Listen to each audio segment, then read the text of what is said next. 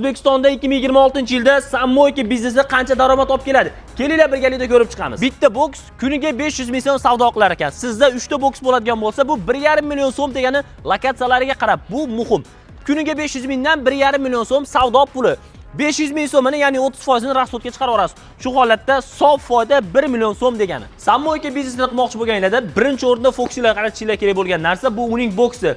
Balandligi 4 metr bo'lishi kerak standart bo'yicha. Buni uzunligi 6 metr. Mashinaning oldi qismi turish uchun to'rdagi qism 5 metr bo'lishi kerak standart bo'yicha akalar. Shunda mashinalarga oshiqcha yuvayotgan holatda xalaqit bermaydi. Sammoykani har bir boksga kerak bo'ladigan uskunalar o'rtoqlar, buni narxi $3800. O'zbekistonning Andijondan Qoraqalpog'istongacha bo'lgan hududlarga olib borib, ustanovka qilib berishar ekan. Siz shuni joyizni tayyor qiladigan bo'lsangiz, $3800 ga hamma aslahalarni, pul topish jarayonlarini telefon orqali ko'rib turar ekansiz, ustanovka qilib beradi. Alohida boshqaruv pultini oladigan bo'lsangiz ham, buni narxi $1800. Ekranda nomerlarni qoldiramiz va albatta bu videoga like bosib, shunaqa katta sammoykalar qilib, yaxshigina daromad qilmoqchi bo'layotgan do'stlarga bu video jo'natib qo'ying. Manfaatli bo'ladi degan umiddaman.